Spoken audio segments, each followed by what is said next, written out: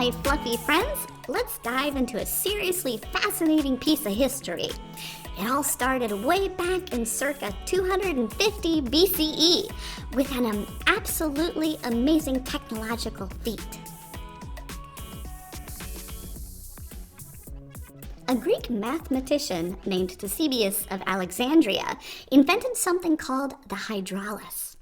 During antiquity, everything was pretty much monophonic, which means everyone was singing or playing in unison, like when we all belt out Happy Birthday without any harmonies. Most instruments that existed during that time could also only play one note at a time, just one sound, note after note, no harmonies. Panpipes, also a monophonic instrument, were widespread back then, and while they seem like a Greek invention, archaeologists have found prehistoric versions all over the place, in China, Oceania, even South America. Isn't that wild? Now, Ctesibius was living in Alexandria, Egypt, during the Ptolemaic reign. He was a total genius inventor, and he wrote the very first treatises on compressed air and how to use it in pumps. He was basically the father of pneumatics.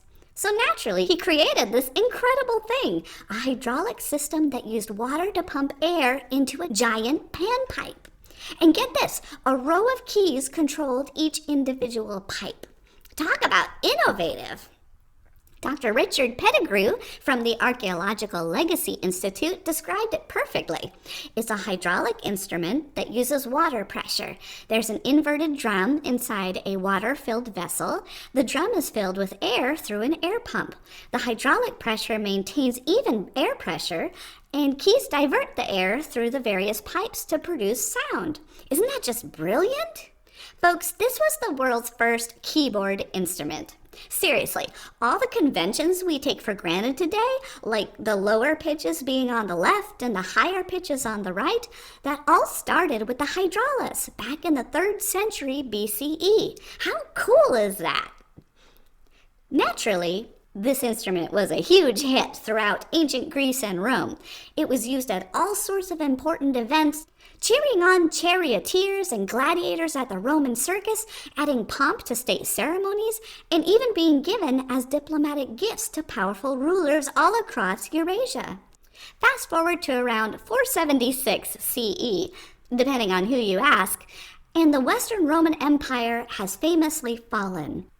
Afterwards, the West was struggling. Economic problems, fragmentation of language and culture, and basically undefendable frontiers. This all led to infighting and decentralized rule, which set the stage for the feudalism of the Middle Ages.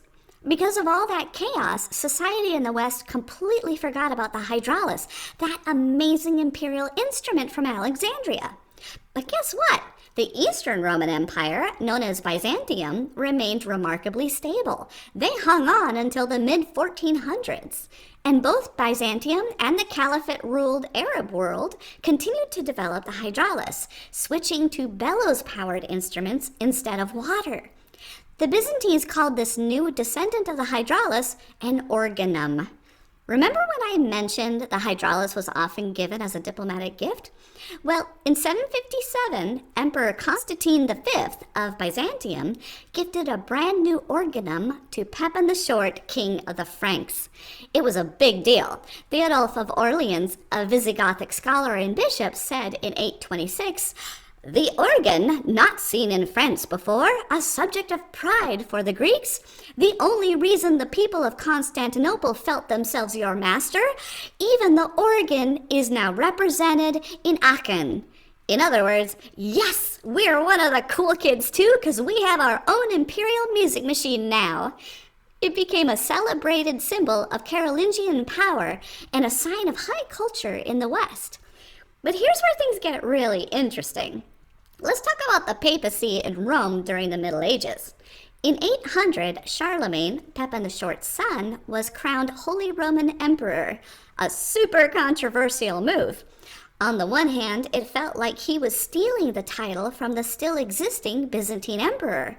On the other hand, the papacy in Rome always believed they were the true inheritors of the Roman Empire, the ones to preserve its legacy and knowledge. After all, Christianity became the official religion of the empire roughly a century before it fell.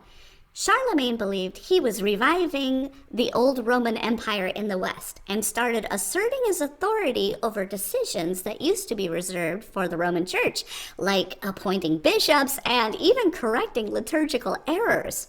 He basically treated the church like only a department in his empire. This political tension between the Carolingian kings and the papacy continued for years, with both sides trying to gain control. But around 868, soon-to-be Pope John VIII sent a letter to Charlemagne's grandson, King Lothair I, requesting that the royal organ currently in Aachen be sent to Rome instead. A major power move, am I right? It wasn't just a power flex, though. It was also an important scientific tool for the church. Wait, what? Let me explain. Dating at least back to ancient Greece, music was considered one of the sciences. If you wanted to understand how the universe worked, you were expected to study math, science, geometry, grammar, philosophy, logic, and the study of musical proportions as they relate to the perfect ratios of the harmonics found in nature. During the Middle Ages, knowledge was often kept in places of religion. After all, religion was a pathway to understanding the universe and our place in it. Naturally, in the West, after the fall of Rome, that place of learning was in the monasteries and cathedrals all across Europe, all of whom answered to the papacy in Rome. So, besides asking for the organ to be moved to Rome as a subtle political statement, Pope John VIII also said it would be an invaluable aid for the purpose of teaching the science of music, and it would be useful to scribes documenting musical proportions. Think about it. Why do we still teach music theory using a piano keyboard? It's a super handy visual aid. So around 868, the royal organ is moved to Rome. And within just 30 to 40 years, the first written documentation of a new singing style called organum appears. Coincidence? This bunny thinks not. This organum singing style was a way to spice up the regular chanting during Mass. Plain chant, as that Western chant tradition is called, passed down all the ancient traditions of cantillation found around the world, from Hindu Vedic scriptures to the Hebrew Torah. But after centuries of singing scriptures this way, innovators in the medieval church got inspired by the keyboard instrument in their midst and discovered they could still chant the Holy Scriptures, all while a second line sang above it. Next thing you know, it's not just one line anymore, but two, then three, then four. So because of this ancient imperial machine that let one musician play two or more pitches at the same time, medieval church choirs learned to explore these relationships with multiple layers of sung melodies, leading very quickly to the harmonically driven music we take for granted today. So, whenever you hear that harmonic richness in your favorite song, remember Ctesibius of Alexandria and those dedicated medieval monks. They really laid the groundwork for so much of the music we enjoy today. It's just so fascinating to see how even the long ago past shapes our present today. I hope you learned something new and feel inspired to dig a little deeper into the stories of the past. Keep exploring, keep questioning, and most importantly, keep hopping with curiosity. Until next time, everybody!